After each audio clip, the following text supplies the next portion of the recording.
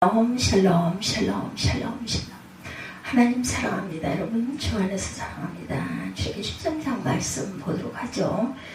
거룩히 구별하여 드리라. 13장 1절에 보니까 여호와께서 모세에게 일러 이르시되 이스라엘 자손 중에 사람이나 짐승을 막론하고 태어나 처음 난 모든 것은 다 거룩히 구별하여 내게 돌리라. 이는 내 것이니라 하시니라. 이렇게 말씀하죠.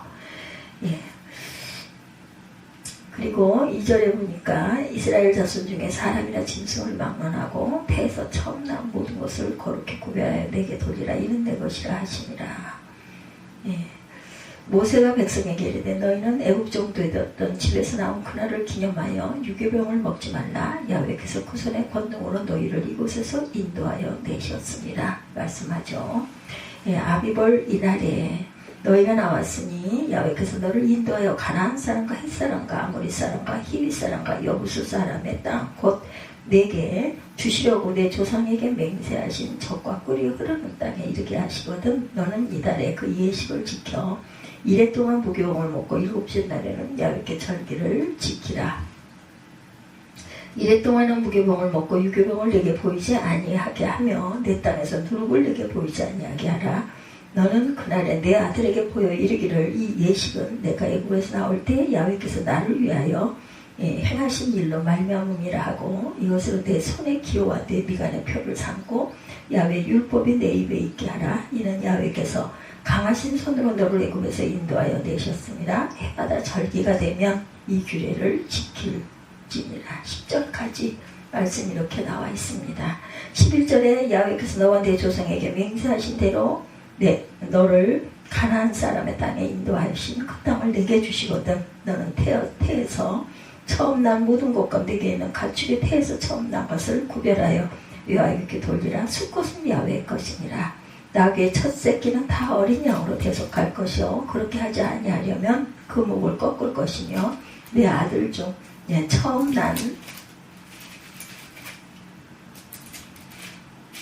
모든 자는 대속할지니라. 후일에 내 아들이 내게 묻기를 이것은 어찌 됨이냐 하거든. 너는 그에게 이르기를 야훼께서 그 손의 권능으로 우리를 애굽에서 곧 종이 되었던 집에서 인도하여 내실 때 그때 바로가 완악하여 우리를 보내지 아니하매 야훼께서 애굽 사람 가운데 처음 난 모든 것은 사람의 장자로부터 가축의 처음 난 것까지 죽이셨으므로 태에서 처음 난 모든 수컷들은 내가 야훼께 제사를 드려서 내 아들 중에 모든 처음 난 자를 다 대속하리니 이것이 내 손의 기호와 내 미간의 표가 되리라.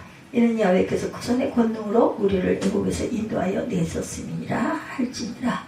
오늘 본문 16절까지입니다. 하나님께서 내 백성 이스라엘을 애굽에서 내보내라는 명령에도 불구하고 애굽 바로왕은 9번씩이나 거절을 하죠. 하나님께서는 그때마다 재앙을 내려 명령에 따르도록 했지만 바로왕은 계속해서 거절합니다.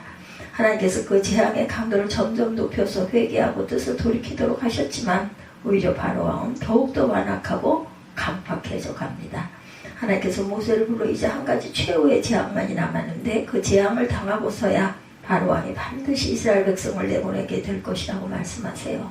출애굽기 11장 1절 야훼께서 모세에게 이르시기를 내가 이제 한 가지 재앙을 바로와 애굽에 내린 후에야 그가 너희를 여기서 내보내리라.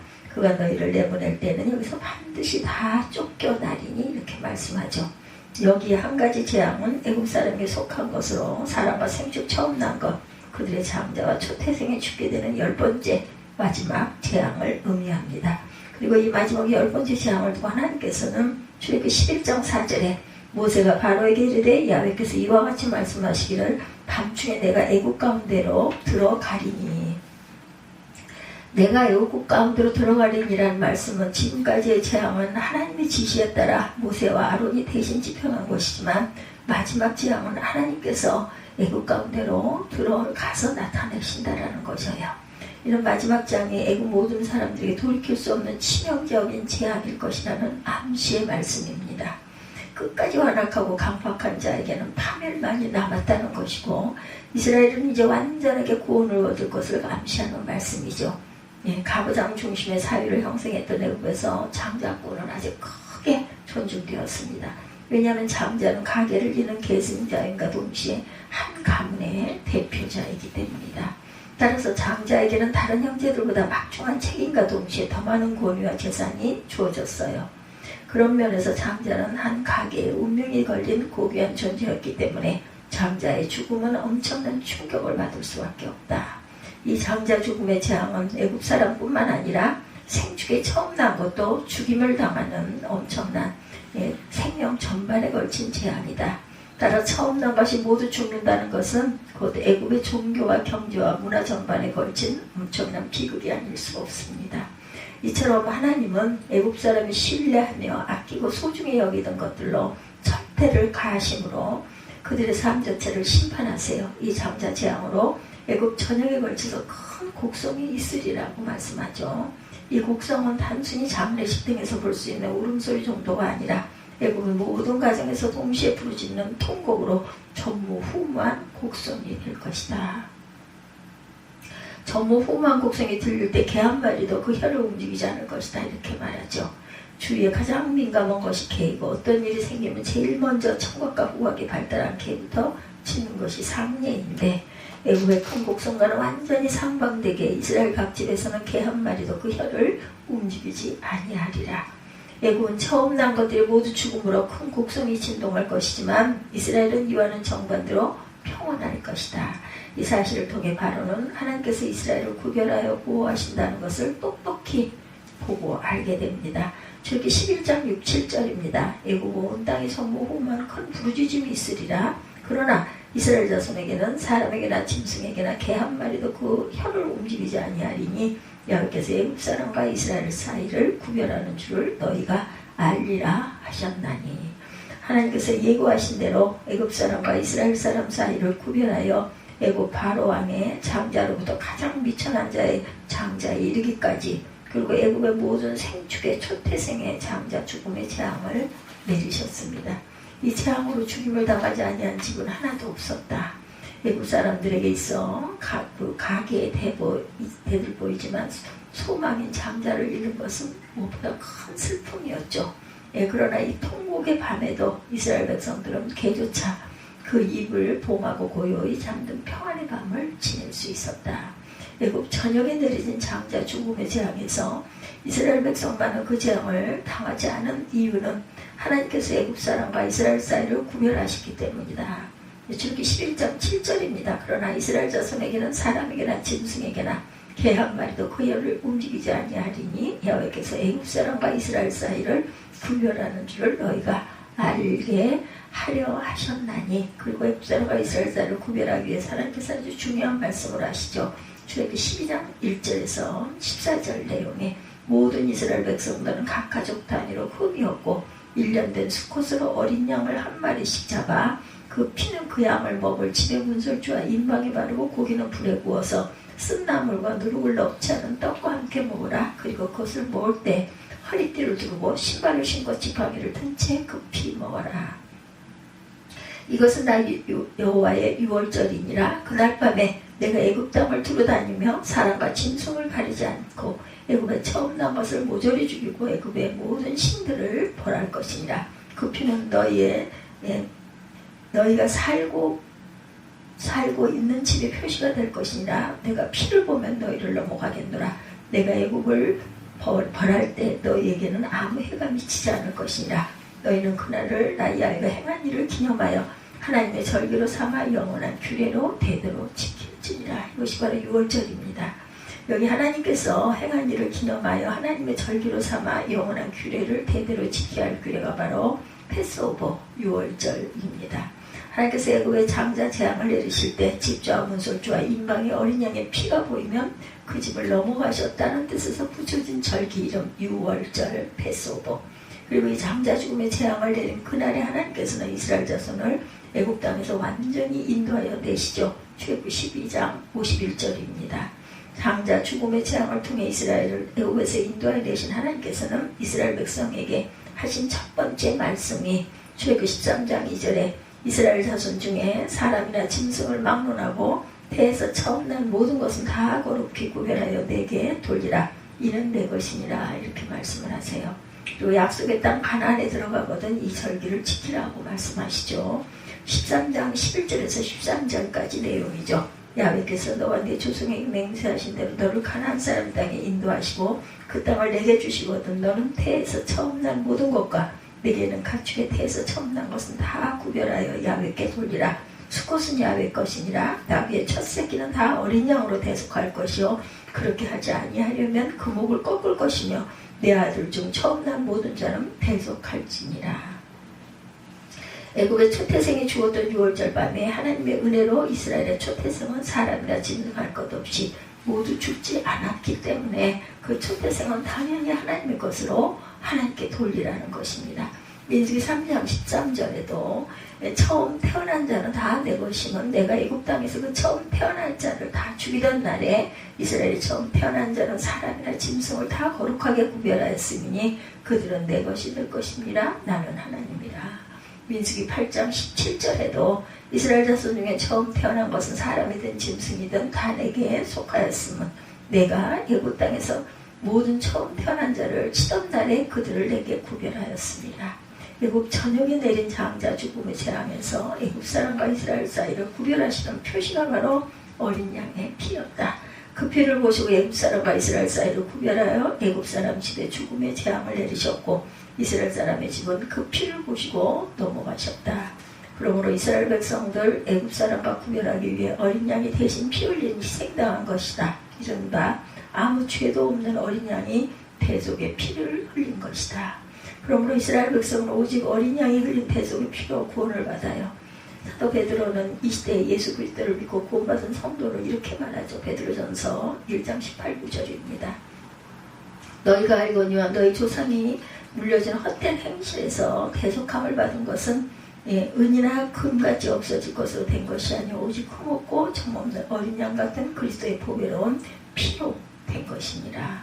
이스라엘 백성이 애굽에서 구원받은 것은 이스라엘 백성의 어떠한 행위나 노력으로 이루어진 것이 아니라 대속의 피를 흘린 어린 양을 통해서 이루어진 것이다. 사도 요한도 그리스도를 세상에 소개할 때 요한복음 1장 29절에 보라 세상 죄를 지고 가는 어린 양이로다. 다시 말해서 예수께서 장차 세상 모든 사람의 죄를 대신하여 십자가의 피 흘리심으로 구원받게 된다는 것. 어린 양의 피를 문설주와 임박에 바르라는 말씀대로 순종한 사람들은 6월절의 은혜를 믿어 구원을 받습니다. 그러나 그에 순종하지 않은 사람은 누구를 막론하고 구원받지 못한다. 장차 영원한 생명을 얻어서 하나님 나라에 들어갈 수 있는 기준은 어린 양 되시는 그리스도의 피에 있다라는 거죠. 계시록 7장 14절입니다. 내가 가로되 내 주여 당신이 알리다 하니 그가 나더러 이르되 이는 큰 환난에서 나오는 자들인데 어린 양의 피에 그 옷을 씻어 희게 하였느니라. 예수 그리스도께서 십자가에 흘리신 피로 깨끗함을 입은 사람만이 큰 환난에서 나와서 구원을 받게 된다. 히브리서 9장 14절이죠. 하물며 영원하신 성령으로 말미암아 흠없는 자기를 하나님께 드린 그리스도의 피가 어찌 너 양심으로 죽은 행실에서 깨끗하게 하고 살아계신 하나님을 섬기게 못하겠느냐. 요한일서 1장 7절입니다. 저가 빛 가운데 계신 것 같이 우리도 빛 가운데 행하면 우리가 서로 사귐이 있고 그 아들 예수의 피가 우리를 모든 죄에서 깨끗하게 하실 것이요. 하나님께서 예수 그리스도의 피로 예수 믿는 성도 여러분들을 세상 사람들과 구별하셨어요. 이제 저와 여러분은 세상과 구별되게 하신 하나님의 자녀들이죠. 6월절에서 어린 양의 피의 대가로 이스라엘 백성의 모든 초태생이 구원받았기 때문에 그들의 생명은 모두 하나님께 것인 것처럼 예수 믿고 구원받은 저와 여러분 또한 하나님의 것이 되었다라는 것. 고린도전서 3장 23절입니다. 너희는 그리스도의 것이요 그리스도는 하나님의 것이니라.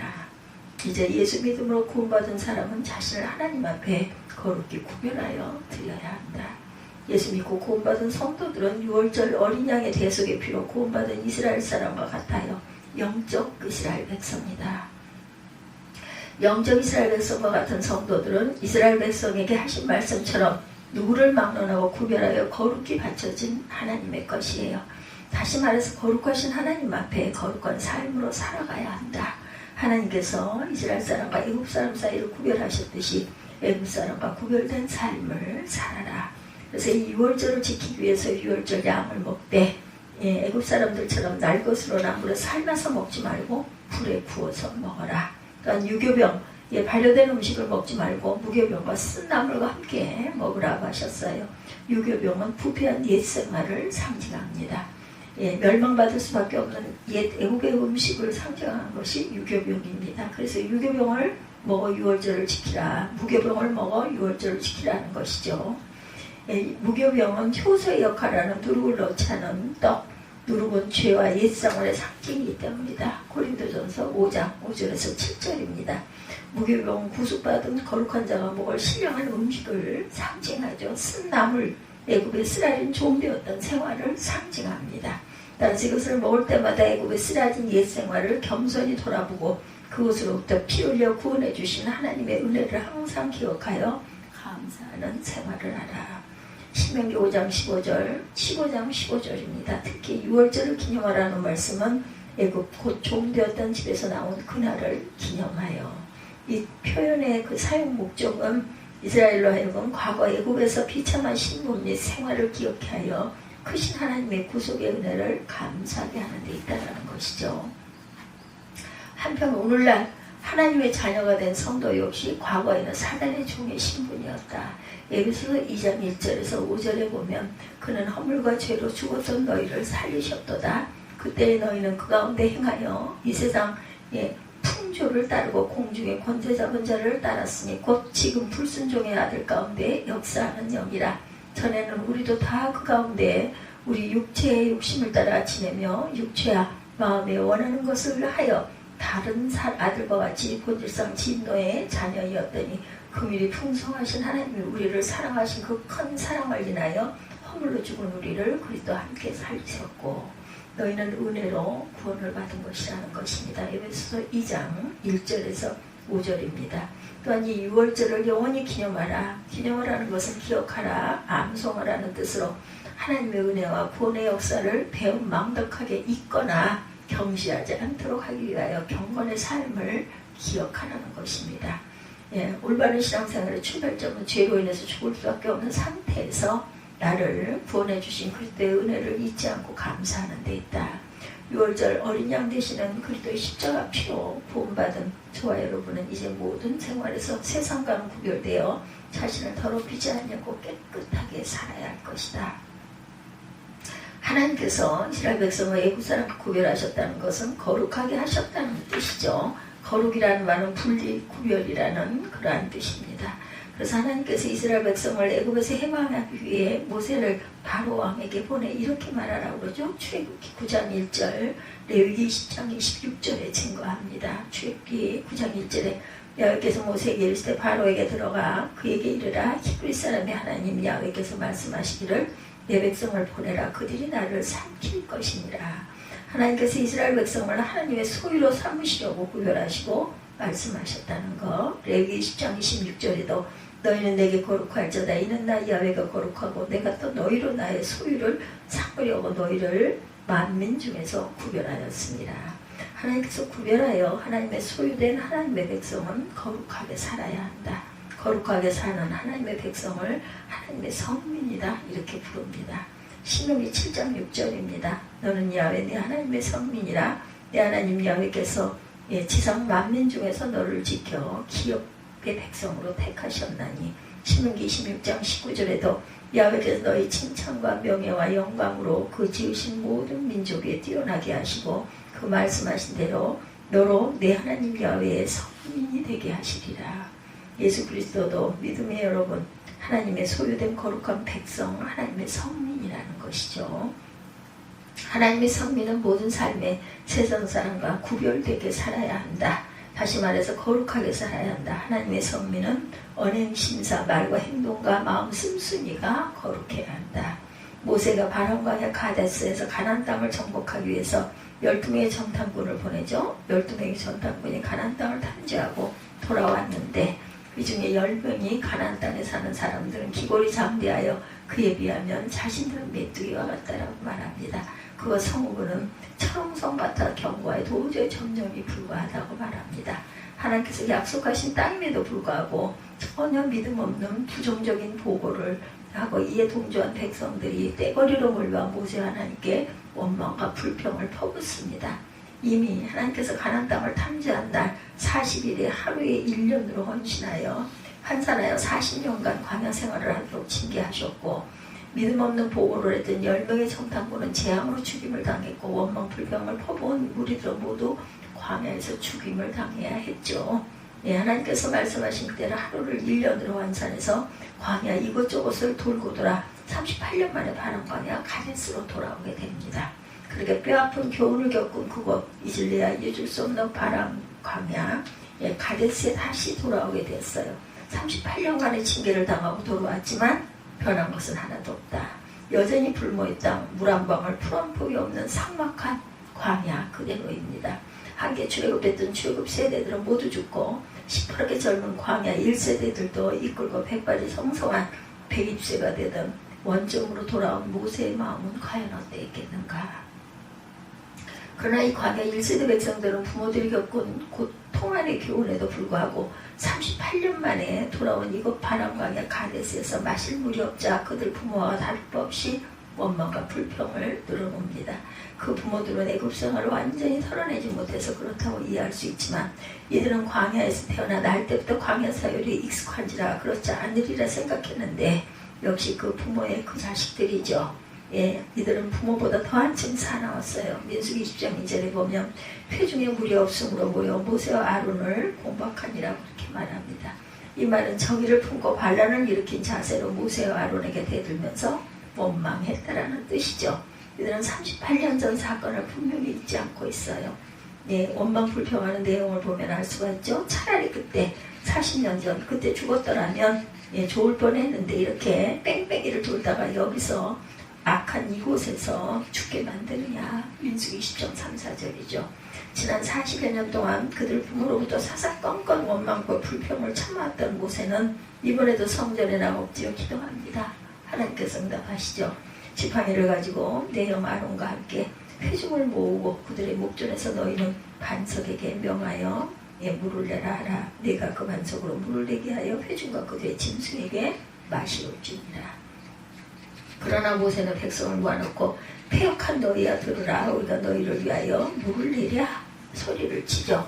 이는 분명 풍기 춘천에서 내지는 소리였고, 모세의 열기는 거기서 그치지 않고 반석을 2번 내려칩니다. 하나님께서 이러한 모세와 아론을 향해 너희가 나를 믿지 아니하고 이스라엘 목전에 나의 거룩함을 나타내지 아니한 고로 너희는 약속의 땅 가나안에 들어가지 못하리라는 충격적인 징계를 선고합니다. 거룩함을 나타내라는 말씀, 어떤 경우에도 깨끗함을 잃지 말아야 한다는 뜻이죠. 어떤 경우에도 입술이 거룩해야 한다. 마음과 생각이 거룩해야 합니다. 어떤 경우에도 생활이 또한 거룩해야 합니다. 예수 믿는 성도는 하나님의 거룩함을 나타내는 삶을 살아야 돼요. 이 거룩함이 없이는 하나님을 볼 수 없기 때문에, 다시 말해서 하나님 나라에 들어갈 수 없기 때문이다. 단 한순간의 교만과 혈기로 거룩함을 나타내지 않는 모세는 가나안 땅에 들어가지 못하게 됩니다. 가나안 땅의 축복을 누리도록 끝까지 거룩함을 잊지 않기 바래요. 거룩함을 나타내기 위해 먼저 원망과 불평을 없애야 되겠죠. 민수기 11장 1절에 백성들이 고생스럽다고 원망 불평하자 야훼께서 그들이 원망 불평하는 소리를 들으시고 분노하셔서 그들에게 불을 내려 진영 한쪽 끝을 태우기 시작하셨다, 이렇게 말씀합니다. 하나님께서 진영 끝에서도 불을 내려서 태우기 시작했다는 것은 원망 불평의 진원지로부터 심판하셨다. 진영의 끝은 은혜와 신앙생활의 중심에서 뒤처진 우리들을 상징합니다. 교회를 어지럽게 만드는 원망 불평이 대부분 뒤처진 우리들에게서 시작되었다. 이러한 원망 불평은 품이 뒤처진 곳에서부터 전염병처럼 전체로 번져졌기 때문에 하나님께서 진 끝에서부터 불로 태우셨던 것이다. 어떤 사람이 앵무새 2마리를 각각 다른 세상에 두고 길렀다고 그래요. 근데 한 마리는 노래를 배우고 다른 한 마리는 욕을 배웠다고 그러죠. 주인은 2마리 앵무새를 함께 넣어두면 노래를 배우리라 생각을 하고 세상에 넣어둡니다. 얼마 후에 주인이 문을 열고 들어갔더니 2마리 다 주인 새끼 온다 그러더랍니다. 욕을 배우고 말았어요. 어느 누구 한 사람 원망 불평하면 전염병처럼 번져서 망하고 다른 사람도 망하게 된다는 것. 원망 불평은 하나님과 하나님의 말씀을 믿지 못하는 데서 나옵니다. 원망불평은 내 생각이 옳고 내 생각이 틀렸다고 판단하는 데서 나오죠. 고생스럽다고 힘들다고 해서 내 생각과 다르다고 해서 원망불평하지 말자는 것이죠. 하나님은 하나님의 백성들이 믿음 없음을 원망불평하는 소리를 들으시고 진노하시는 분이다. 내 생각과 계획과 다르다고 자신에게 무관심하다고 수고한 만큼 대우를 받지 못했다고 원망불평하지 마십시다. 이사야 55장 8절이죠. 야훼 말씀에 내 생각은 너희 생각과 다르며 내 길은 너희의 길과 달라서 하늘의 땅보다 높음같이 내 길은 너희 길보다 높으며 내 생각은 너희 생각보다 높으니라. 하나님은 선하시고 의로우신 분임을 믿고 범사에 감사하는 생활이 우리를 향하신 하나님의 뜻이며 하나님의 거룩함을 나타내는 생활이다. 데살로니가전서 5장 18절이죠. 마지막으로 거룩함을 나타내기 위해 철저히 하나님 말씀대로 사십시다. 이스라엘 백성이 신광야 가데스에 이르게 되었을 때 마실 물이 없자 모세와 아론에게 몰려와 이렇게 원망불평하며 거세게 항의를 하죠. 민수기 20장 3절 5절 보면 야훼께서 우리 형제를 죽이실 때 우리가 함께 죽지 못한 것이 한스럽소. 어째서 당신들이 우리를 이 광야로 끌고 와 우리 짐승들과 함께 우리를 죽이려 하시오. 무엇 때문에 당신들을 우리로 애굽에서 끌어내 아무것도 없는 이 황무지로 데려갔소. 이곳에는 곡식도 없고 무화과도 없고 포도도 없고 석류도 없고 심지어 마실 물도 없지 않소. 모세와 아론이 하나님께 엎드려 기도하자 하나님께서 응답하시죠. 민수기 20장 8절입니다.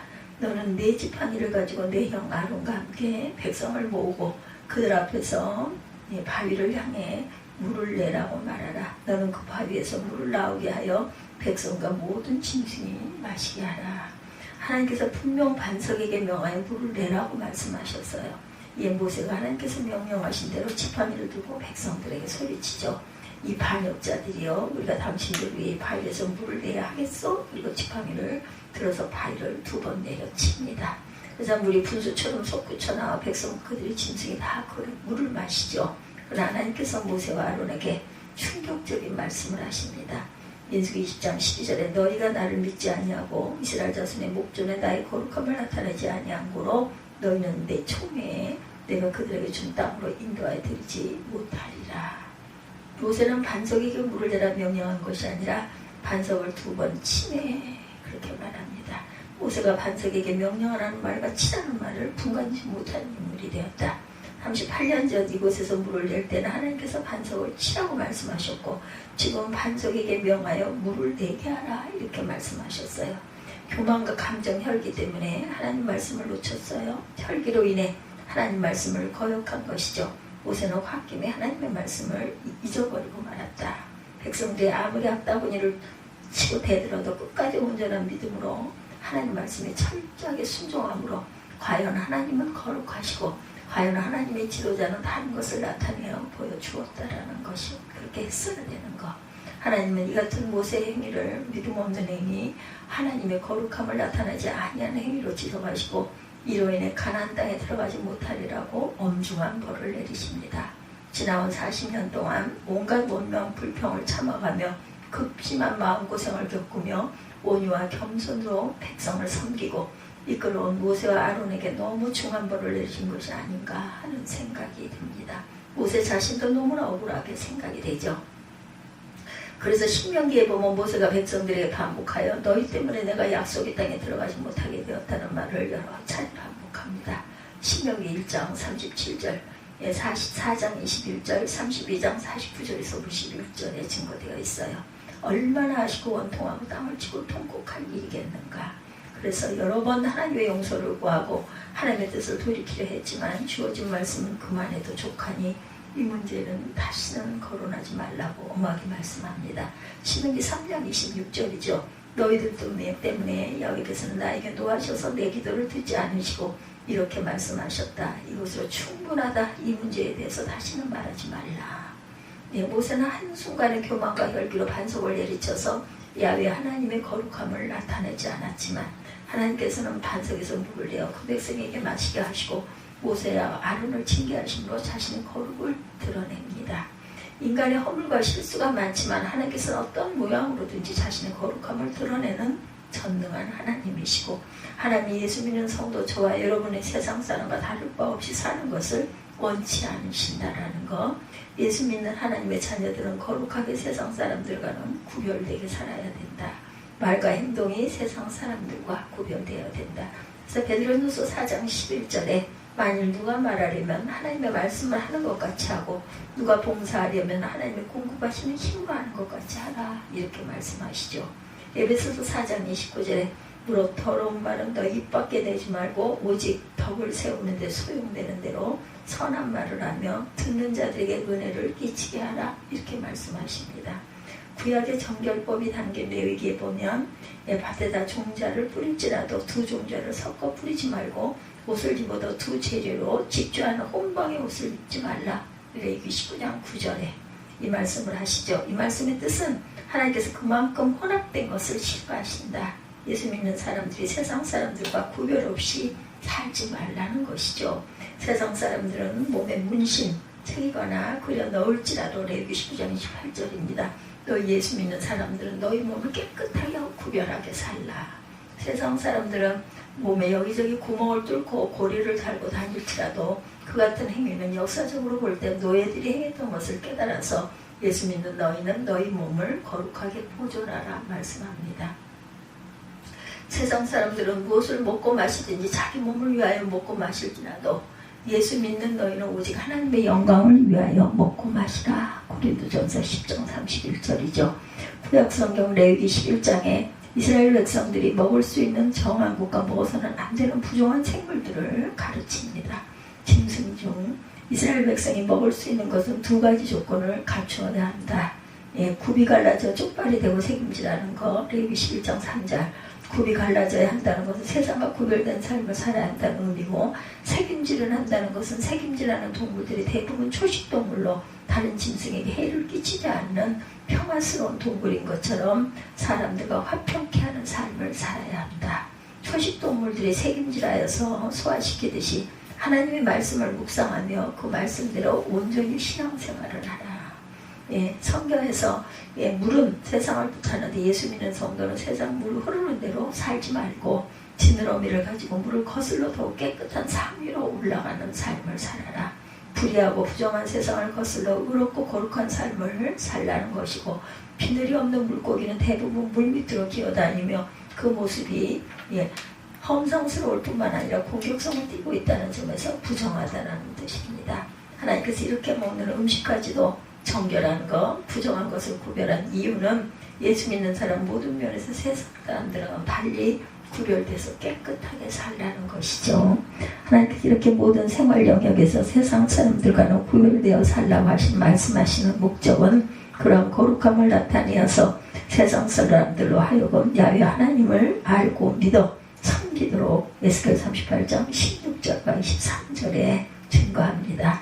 이는 내가 너로 말미암아 이방 사람의 목전에서 내 거룩함을 나타내어 그들로 다 나를 알게 하려 함이라. 이와 같이 내가 여러 나라의 눈에 내 존귀함과 내 거룩함을 나타내어 나를 알게 하리니 그들이 나를 야훼인 줄 알리라.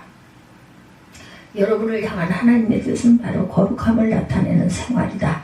하나님을 두려워하는 가운데 거룩함을 온전히 이루어서 육과 영의 온갖 더러운 곳에서 자신을 깨끗하게 하시는 것. 고린도후서 7장 1절. 약속된 하나님 나라의 자녀들이 예수 그리스도께서 나를 대신하여 십자가의 죽으심으로 인하여 죄와 불법에서 나를 깨끗하게 하사 구원하신 것을 항상 기억하여 선한 일에 열심히 있는 하나님의 친백성 되기를 원하십니다. 디도서 2장 14절이죠. 어떤 경우에도 철저히 하나님 말씀에 순종하는 생활, 하나님 나라의 거룩함을 나타내는 생활로 세상 사람들에게 상천지하에 하나님은 오직 한 분이심을 믿고 믿게 하며 약속의 땅 가나안 나라에 넉넉히 들어갈 수 있는 복된 저와 여러분들이 되시기를 축원합니다. 오늘 6월 4일이죠. 첫째 날입니다. 5월 4일 첫째 날. 거룩히 구별하여 드리라. 출애굽기 13장 1절에서 16절 말씀 함께 참고해 보았습니다. 기도하시겠습니다.